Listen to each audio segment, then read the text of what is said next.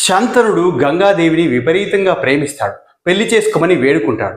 అందుకు గంగాదేవి ఒక షరతు విధిస్తుంది. పెళ్లి తర్వాత నేనేం చేసినా నన్ను ఆపకూడదు అని శంతనుడిని అడుగుతుంది. అందుకు శంతనుడు అంగీకరిస్తాడు.